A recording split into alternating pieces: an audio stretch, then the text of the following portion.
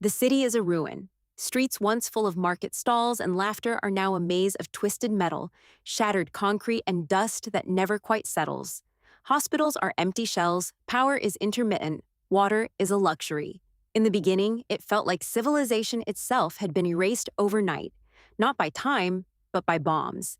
Out of that void, ordinary people began to assemble. They were not soldiers or diplomats. They were bakers who had lost their ovens, builders whose scaffolds lay in splinters, students whose lectures had been reduced to whispered memories. When the first shells fell and a building collapsed, neighbors rushed in with whatever they had: ropes, bare hands, and stubborn human will. Those small acts of rescue, first improvised, then coordinated, became a lifeline.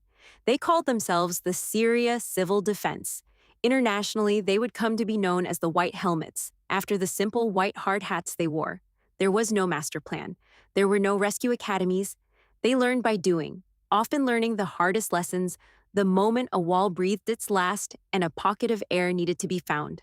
As the conflict intensified, their ranks grew. Volunteers were trained on the fly: how to shore up beams, how to cut through reinforced concrete, how to treat shock and stop bleeding with next to nothing supplies. Their training was as much about improvisation as technique. Logistics for the White Helmets were a puzzle of urgency. Equipment was scarce. Medical supplies arrived sporadically. Communication networks were fragile. Yet they managed to build an operational model that depended on speed, local knowledge, and community trust. They mapped neighborhoods from memory, learned which buildings were likely to cave, and established chains of volunteers ready to respond in minutes. When a call went out, it was answered not by a distant bureaucracy, but by people who knew the pavement, the families, the language of the rubble. Their rescues were small miracles.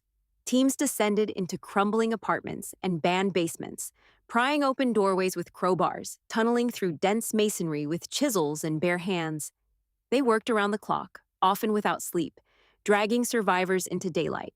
They wrapped the wounded in whatever blankets they could find and loaded them into vehicles down narrow lanes blocked by destruction.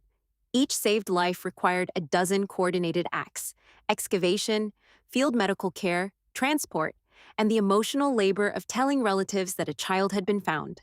That courage came with deadly risk. The most chilling tactic they faced was the double-tap airstrike. After the first strike, as rescuers and civilians rushed in to help the injured and pull people from the wreckage, a second strike would target the same site, aiming explicitly at rescuers. This was not an incidental hazard of war.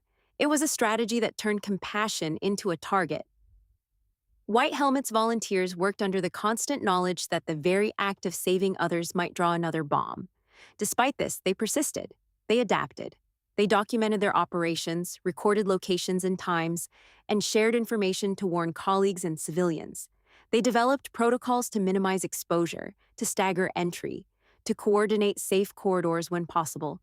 Yet these measures could never erase the fundamental danger of running toward exploding violence to reach someone's final breath. The human cost was severe, but so was the impact. Over the years, hundreds of teams saved lives on a staggering scale. Conservative tallies credit White Helmets teams with saving approximately 128,000 people from collapsed buildings, fires, and attacks across Syria. Each number in that count represents a person pulled back from the edge: a child cradled in arms, an elderly neighbor extracted from a pocket of air, families reunited with someone they feared lost. The story of the White Helmets is thus twofold. It is a tale of ordinary people shaped by extraordinary circumstance, and it is a record of what community resilience looks like when formal institutions fail. In the ruins, bakers became paramedics, builders became engineers of emergency, students became organizers of hope. They refused to let the rubble be the last word. When the cameras leave and negotiations falter, the White Helmets remain a reminder. Even in the most brutal conditions, human beings choose to save one another. The helmets are not just protective gear. They are a symbol of that stubborn, precarious commitment to life. Those 128,000 saved lives are a measure of what can be achieved when courage meets improvisation, and of what is risked when compassion itself becomes a target.